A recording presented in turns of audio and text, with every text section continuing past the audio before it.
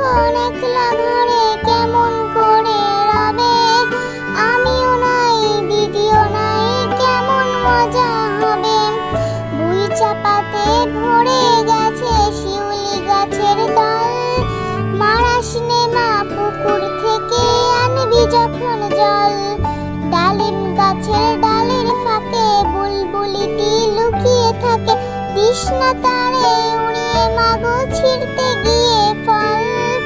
দিদি এসে শুনবে যখন বলবে কি মা বল, বাঁশবাগানের মাথার ওপর চাঁদ উঠেছে ওই, এমন সময় মাগো আমার কাজলা দিদি কই।